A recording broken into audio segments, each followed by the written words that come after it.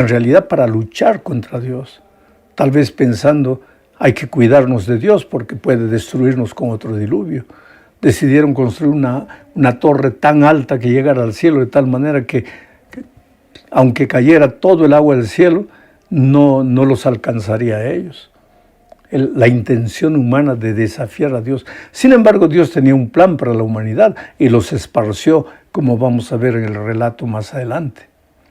Bueno, vamos a la primera parte de este estudio.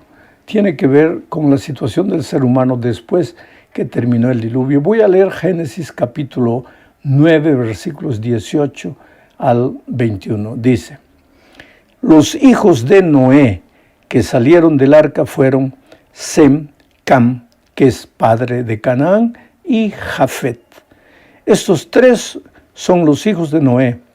Con ellos se pobló toda la tierra. Después Noé comenzó a labrar la tierra y plantó una viña y bebió del vino y se embriagó y se quedó desnudo en medio de su tienda. Qué interesante. Tú encuentras aquí a Noé, una vid. Noé toma del fruto de la vid, del vino, queda desnudo, pasa vergüenza. Pero si tú vas al jardín del Edén, vas a encontrar que Adán también tomó de un fruto, no vamos a decir que fue vid o manzana, mas tomó de un fruto, se quedó desnudo y pasó vergüenza. Y en ambos casos, la única solución fue Dios. Qué bueno es Dios que cuando nosotros arruinamos las cosas buenas que Él nos dio, Él no nos desampara, Él no nos rechaza, Él no nos deja a nuestra triste suerte. Él viene, Él nos busca, nos alcanza y nos trae la solución. En el jardín del Edén, Dios tomó un cordero y con la piel de ese cordero se prepararon túnicas para cubrir la desnudez del hombre. Y aquí en el caso de Noé, Dios levanta uno de los hijos de Noé para cubrir la desnudez de su padre. Sin embargo, Noé tenía 3 hijos. Y uno de ellos, en lugar de ayudar a su padre, se burló de él. Y aquí nos muestra la Biblia una lección que todo hijo debe tener en cuenta. Bienaventurados los hijos que se acuerdan de sus padres ancianos para poder ayudarlos. Yo creo que llega un momento en que los padres nos volvemos como niños, como bebés dependientes. Un día cuidamos a los hijos cuando eran pequeños y llega un momento cuando los hijos tienen que cuidar a los padres. Pero Dios promete, inclusive dentro de los 10 mandamientos, hay una promesa de vida larga y feliz y próspera para aquellos hijos que se acuerdan de sus padres. Este es el momento, si tú tienes todavía a tu padre, tu madre viva, para visitarlo, para llevarle una palabra de ánimo, de apoyo. A veces, a medida que vamos envejeciendo, nuestros defectos se aumentan, se multiplican. Es difícil a veces amar a una persona de edad porque se cree dueña de la verdad, porque por el hecho de ser padre se cree que tiene derechos, pero no existen derechos, existe amor. Los padres amamos a los hijos, los ayudamos cuando son pequeños por amor. Y los hijos deben ayudar a los padres cuando ellos son ya ancianos por amor. El amor es la solución para todo. Pero querido, el pecado deforma las cosas buenas de Dios. Y entre los hijos de Noé vemos que uno de ellos ayudó al padre, mientras que otro se burló del padre. Vamos a la segunda parte del estudio de esta semana, la genealogía de Génesis. Voy a leer un texto que no está en la lección, pero quiero leer a partir de ahí, voy a comentar. Génesis 5, 1 al 3 dice: este es el libro de los descendientes de Adán. ¿Por qué estoy escogiendo este texto? Porque vamos a estudiar después todo el capítulo 10, que es pura genealogía. Fulano nació de fulano, fulano vivió tantos años, fulano murió, fulano tuvo 4 hijos, papá. Entonces, antes de ese capítulo 10 medio aburrido, así, pero fulano engendró a fulano. Voy a leer este texto de Génesis 5, 1 al 3, que dice, este es el libro de los descendientes de Adán. El día en que Dios creó al hombre, lo hizo a su semejanza. Presta atención. El día que Dios creó al hombre, lo hizo a su semejanza, o sea, a semejanza de Dios. Los creó hombre y mujer y los bendijo. El día en que fueron creados, les puso por nombre Adán. Y Adán vivió 130 años y engendró un hijo a su imagen y semejanza. Y le puso por nombre Set. Lo que quiero que percibas es lo siguiente. Cuando Dios creó a Adán, lo creó a imagen y semejanza de Dios. Pero cuando Adán, mucho después, tuvo un hijo, ese hijo fue a imagen y semejanza del hombre. Quiere decir, la imagen y semejanza de Dios fue deteriorándose en el hombre. Ya dijimos muchas veces que cuando el hombre salió de las manos de Dios, su carácter era semejante al carácter de Dios. Bondadoso, misericordioso, amoroso. No existía violencia, traición, maledicencia. No existía asesinato, robo, guerra. Todo eso es fruto del pecado. Pero a medida que el tiempo fue pasando, el ser humano se fue deteriorando, se fue malogrando. Ahora llegamos al capítulo 10 del libro de Génesis. Y si tú lees todo el capítulo vas a encontrar, como ya dije, fulano engendró a sutano y fulano vivió tantos años y tuvo un hijo y murió y papá.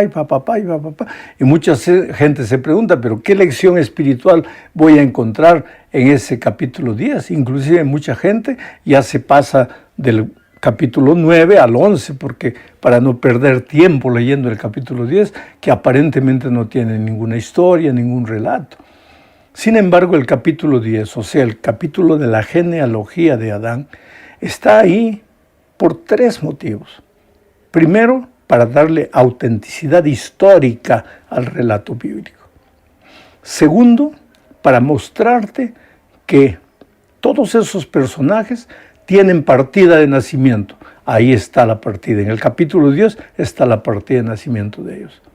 Y en tercer lugar, querido, porque a partir de ellos nosotros también podemos aprender lecciones preciosas para nuestra vida. Una cosa podemos percibir, que a medida que las generaciones van pasando, el ser humano va viviendo cada vez menos, porque no es solo su carácter que se deteriora, es su cuerpo físico también. Dice la sierva de Dios que Adán medía casi 4 metros. Hoy día nosotros somos una caricatura de la apariencia física de Adán. Adán vivió 900 y pocos años. Y nosotros, si llegamos a 80, 90, ya es mucho. Pero todo esto va a ser recuperado. Porque la salvación no tiene que ver solo con el aspecto espiritual de nuestra vida. La salvación también tiene que ver con el aspecto físico. Por eso en la mañana de la resurrección, el cojo resucitará saltando. El ciego resucitará viendo. El que murió con cáncer resucitará completamente sano. Porque la salvación no es solo restauración espiritual, es también restauración física. Bueno, vamos ahora a la tercera parte del estudio de esta semana bajo el subtítulo de Una sola lengua. Y aquí nos remitimos al incidente de la Torre de Babel. Y para eso voy a leer Génesis capítulo 11, versículos 1 al 4. Dice, en la tierra todos tenían entonces una sola lengua y unas mismas palabras. Pero sucedió que cuando salieron de oriente, hallaron una llanura en la tierra de Sinar y se establecieron allí. Y se dijeron unos a otros, vamos a hacer ladrillos y a cocerlos en el fuego. Y los ladrillos les sirvieron como piedras y el asfalto les sirvió de mezcla y dijeron, vamos a edificar una ciudad y una torre cuya cúspide llegue hasta el cielo. Hagámonos de renombre por si llegamos a esparcirnos por toda la tierra. En este texto que acabo de leer encontramos varias lecciones. Dios creó al ser humano con una sola lengua y con una sola raza. Entonces, ¿cómo hoy día existen tantas lenguas, tantos idiomas y tantas razas? Es que en Adán y Eva estaban todas las razas del mundo. Todas las razas del mundo. Los amarillos, los blancos, los rojos, los marrones, los negros, los blancos. Todas las razas del mundo. Pero el plan de Dios era que ellos se esparcieran. Cuando Dios creó a Adán y Eva, les dijeron que se multiplicasen, les dijo que se multiplicasen y que se esparciesen por el mundo, que llenasen la tierra con sus descendientes, porque Dios no creó el planeta para que fuese un planeta desierto, deshabitado, sino un planeta lleno de vida, de exuberancia. Sin embargo, pues, la tendencia humana siempre es hacer todo lo contrario a la palabra de Dios. Y después del diluvio, en lugar de esparcirse, a partir de los 3 hijos de Noé, ellos se volvieron a juntar. Encontraron una planicie bonita, porque el ser humano siempre está buscando planicies. Cuando encuentras un terreno montañoso, huyes, te escapas, no quieres. Y sin embargo, allá en las montañas está la vida exuberante. Pero no, tú quieres planicies, llanuras. Encontraron una llanura y comenzaron a construir una ciudad con una torre tan grande. Ellos dijeron que lleguemos al cielo. Un desafío a Dios. Interesante que este deseo nació primero en el corazón de Lucifer, cuando allá en el cielo quiso ocupar el lugar de Dios. Ahora, después del diluvio, ellos pensaban que podían desafiar a Dios. Pensaron en su corazón, si un día Dios decide nuevamente mandarlos un diluvio, y mira que Dios ya les había prometido con el arco iris que no les mandaría más un diluvio, pero si nos manda un diluvio, ya estamos preparados. Vamos a construir una torre tan alta que subamos hasta el topo de la montaña y el agua no nos alcance. Pero querido, Dios tiene sus planes. Y los planes de Dios se cumplen. El ser humano puede hacer lo que quiera, pero los planes de Dios son soberanos. Con tu colaboración, sin tu colaboración, con tu voluntad o sin tu voluntad, los planes de Dios se cumplen. Solo que si hacemos la voluntad de Dios, llegamos directo. Y si somos rebeldes, vamos a dar muchas vueltas, pero vamos a llegar al mismo lugar, porque los planes de Dios siempre se cumplen. Y Dios los confundió. De repente uno comenzó a hablar un idioma, el otro idioma, el otro idioma, y hubo una confusión. Y comenzaron a pelear. Y entonces se separaron.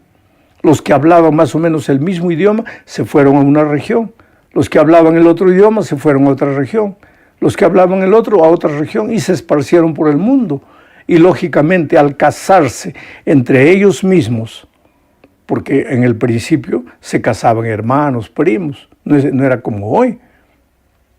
Al casarse entre ellos mismos, pues los rasgos físicos se fueron acrecentando, aumentando entre ellos. Y así aparecieron las diferentes razas del mundo, con los diferentes idiomas del mundo. Y como el ser humano pecador siempre le gusta hacer fronteras, se comenzaron a hacer fronteras y comenzaron a pelear, a guerrear uno contra el otro, a apoderarse uno del otro.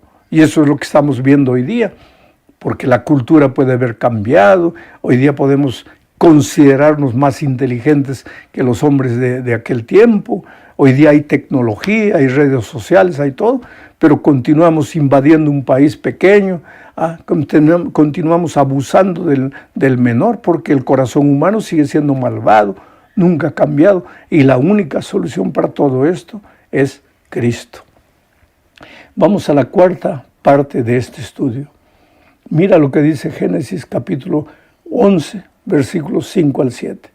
Pero el Señor descendió para ver la ciudad y la torre que los hijos de los hombres estaban edificando, y dijo: esta gente es una sola, y todos ellos tienen un solo lenguaje. Ya han comenzado su obra, y ahora nada los hará desistir de lo que han pensado hacer. Así que descendamos allá y confundamos su lengua, para que ninguno entienda la lengua de su compañero. En el contexto entendemos que la construcción de esa torre para los seres humanos, en lugar de ser bendición, iba a ser la mayor maldición. ¿Cómo? Yo no lo sé. Pero Dios por amor descendió, dice, para ver la torre que estaban construyendo. ¿Cómo que? Dios es Dios, querido. Dios sabía, Dios veía todo. Pero Él descendió para estar al lado de los seres humanos, para ver la incoherencia, la tontería, la insensatez, la locura de los seres humanos, querer desafiar a Dios.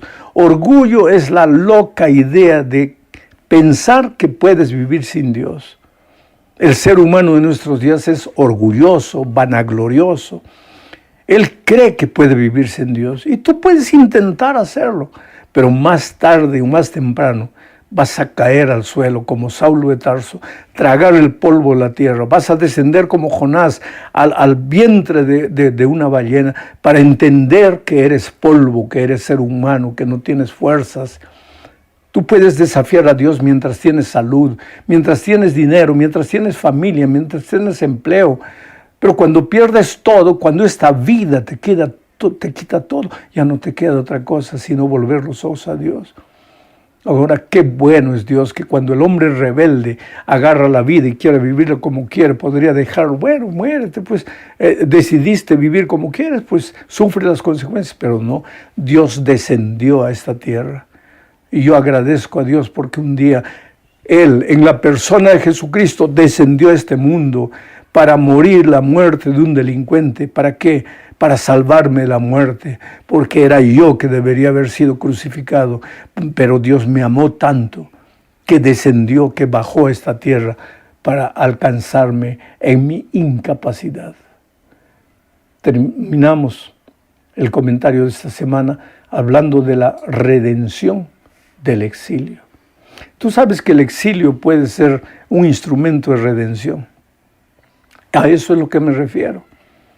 Hay gente que yo conocí en cierta ocasión en un país aquí de Sudamérica, un hombre millonario, un hombre rico, un hombre déspota, malo, abusivo, hacía sufrir a la esposa que era miembro de iglesia, hacía sufrir a los hijos que estaban en la iglesia. Para él, Dios era el dinero, Dios era las empresas que él tenía, pero un día perdió todo, ¿sabes? Sufrió un accidente de tránsito, los socios le quitaron todo, perdió todo. Se quedó parapléjico, condenado a una silla de ruedas para el resto de su vida. O sea, llegó a su exilio, esparcido por el mundo, por su propio mundo, sin horizontes. Y ahí, un día la esposa entró al cuarto y lo encontró llorando. Y le preguntó, ¿qué te pasa? Y él le hizo una pregunta, ¿tú crees que Dios me puede aceptar? Y ella le dijo, claro que sí. Nunca había visto al esposo malo, cruel, incrédulo, hablar de Dios de esa manera. ¿Tú crees que Dios me puede aceptar? Claro que sí. Y dice, no, a mí Dios no me puede aceptar. ¿Por qué no? Porque cuando tuve todo, vida, salud, juventud, empresa, dinero, nunca me acordé de Dios. Lo rechacé. Y ahora que no tengo nada, que no valgo nada, que no soy nada, ¿tú crees que Dios me puede aceptar? Y ella lo abrazó y le dijo, claro que Dios te acepta. Dios te ama. ¿Quién dijo que Dios amaba tu dinero, tus empresas, tu juventud, tu vida o tu salud? Dios te ama a ti. Y ese hombre un día entró al tanque del bautismo, cargado por 3 diáconos. Podría haber entrado un día con sus propias piernas, no quiso. tuvo que llegar a su exilio, y su exilio sin dinero, sin empresa, sin nada, fue el instrumento de salvación. Oh querido, muchas veces Dios permite que la vida nos lleve a nuestro exilio, cada uno por su